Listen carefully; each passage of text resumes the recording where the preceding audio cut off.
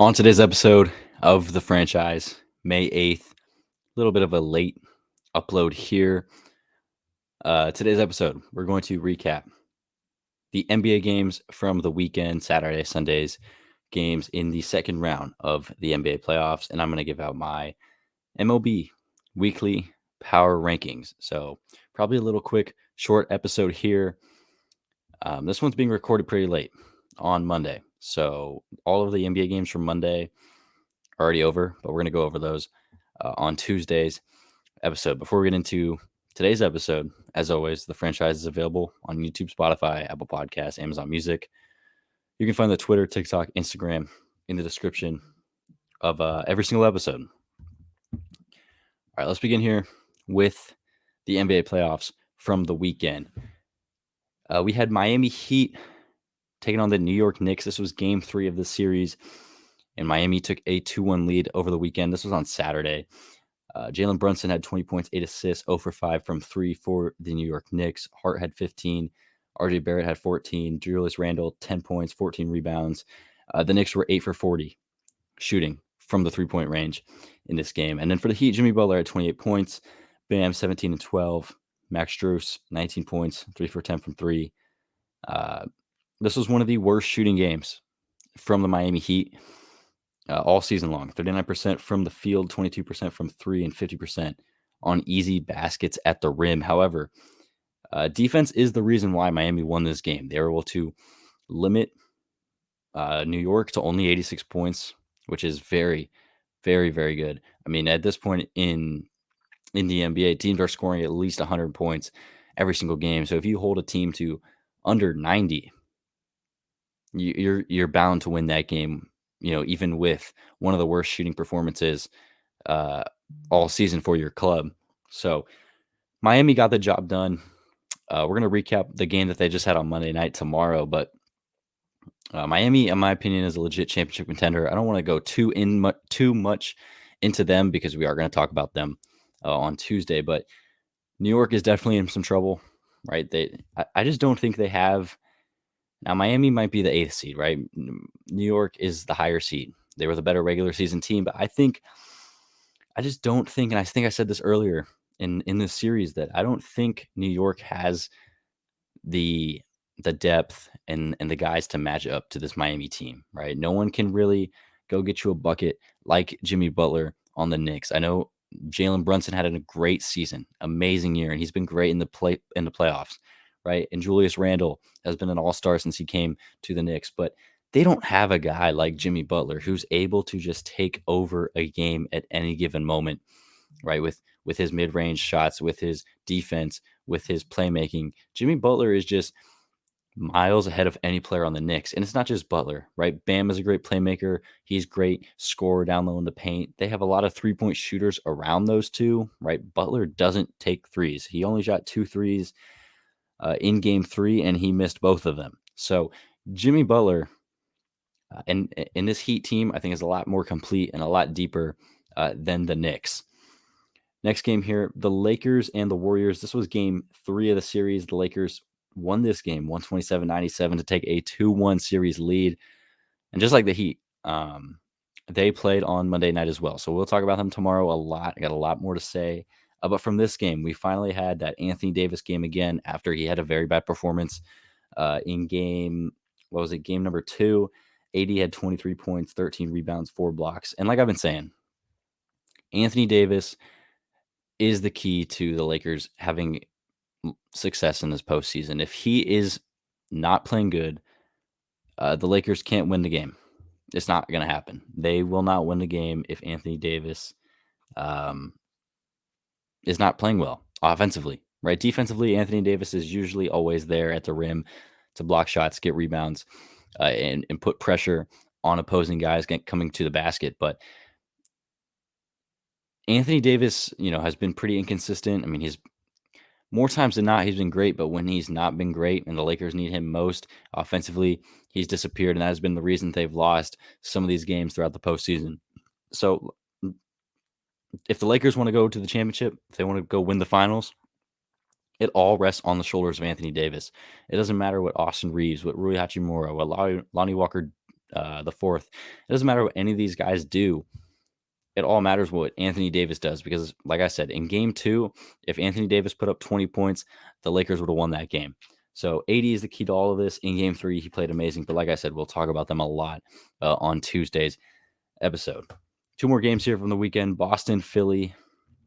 Philly tied up the series here at 2 games apiece, winning in overtime 116 to 115. Tatum with 24 points, 1 for 6 from 3, 4 blocks on the game.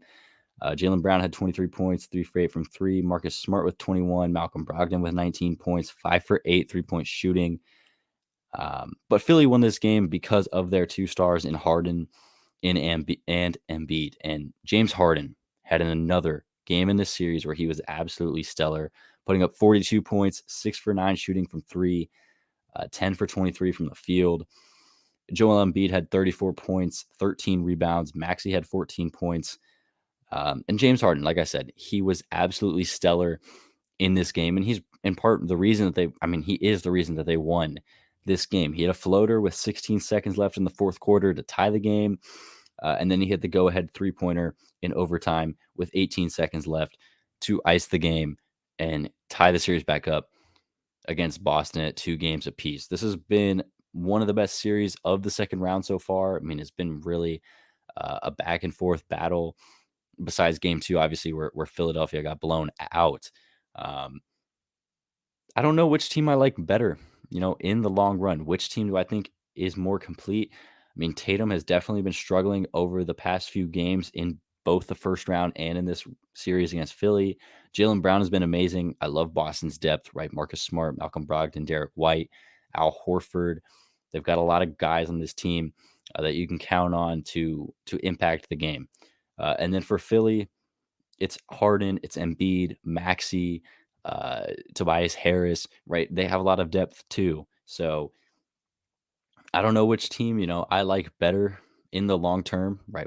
If I could pick one of these 2 teams to go to the finals, and I think one of these if I think one of these 2 teams is going to go all the way to the distance to the finals, I don't know which one I'm going to pick, right? Because they both have a lot of pros and they just have as many flaws um, as any other team in the postseason. So tied up series here for these 2 clubs. They play on Tuesday night for game 5. And then final game from the weekend, Denver taking on Phoenix, and the Suns tie up the series here, 129 to 124. Jokic had 53 points in this game for Denver. 53 points, 11 assists, 20 for 30 shooting from the field in this game. Jamal Murray had 28 points, 13 for 25 shooting from the field.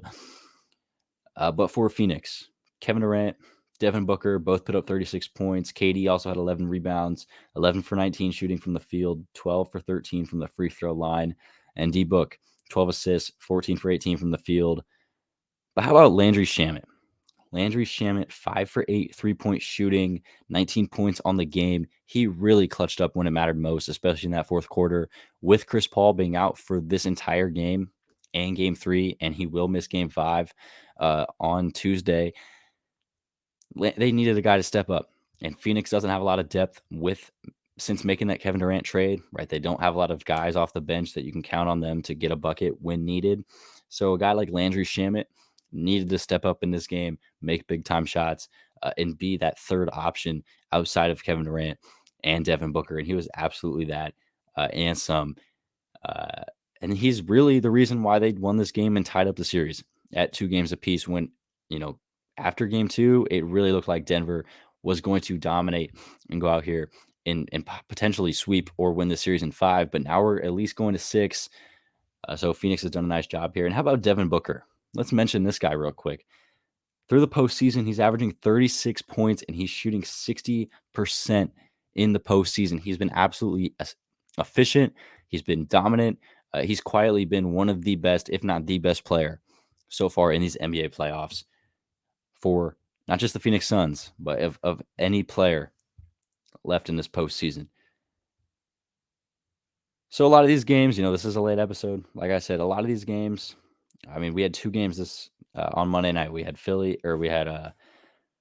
Miami, New York, and the Lakers Warriors. We'll talk about those on Tuesday's episode, tomorrow's episode, which will come out at a pretty good time. All right, let's do MLB Power Rankings, and then we'll get out of here. 1 through 30 Power Rankings here on today's episode of the franchise. And remember, every Monday we are doing MLB Power Rankings. And for the 5th straight week in a row, the Tampa Bay Rays are the number 1 team in my power rankings. They are 28-7 on the season as of Sunday night, 8-2 in their last 10. And then last week, they swept the Pittsburgh Pirates, who I had last week, ranked as the second best team in baseball. And then they took 2 out of 3 games from the New York Yankees. They have the best run differential in baseball, one of the best run differentials I've ever seen when looking at, the stat sheet. I mean, their run differential right now is a plus 118. The next closest team is at plus 86. So Tampa Bay is able to score, and they are able to limit how much the other team scores. They're great on every single aspect of the game.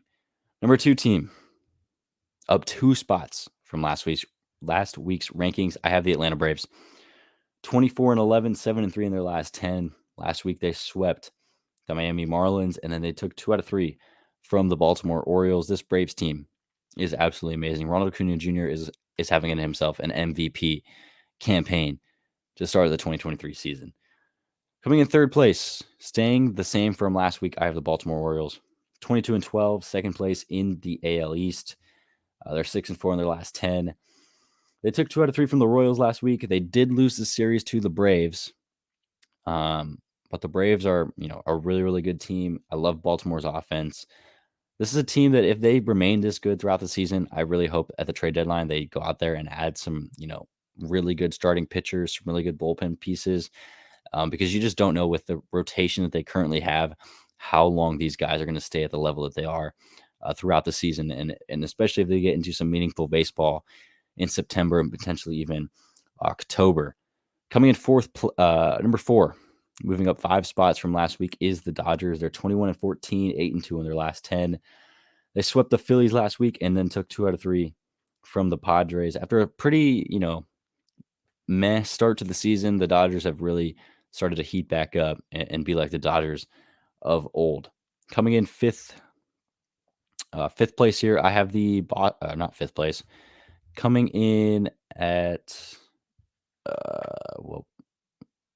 1, 2, 3. Coming in at number 5 is the Texas Rangers. They are 20-13 on the season, 6-4 in their last 10. And last week they split a series, 2-game set with the Diamondbacks, and then they took 2 out of 3 from the Angels. In number 6, Boston Red Sox, up 8 spots from last week. They swept the Pittsburgh Pirates. They took 2 out of 3 from the Phillies, and then they swept the Toronto Blue Jays last week. They're 21-15 on the season, 8-2 in their last 10. Coming in number 8, Toronto Blue Jays, down 2 spots from last week. They're 21-14, 5-5 in their last 10. They swept the Pittsburgh Pirates, but like I just mentioned, they were swept by the Boston Red Sox last week. Coming in at number 8, Arizona Diamondbacks, up 5 spots from last week. 19-15 on the season, 6-4 in their last 10. They took 2 out of 3 from the Nationals, and then they split the 2-game set with the Rangers.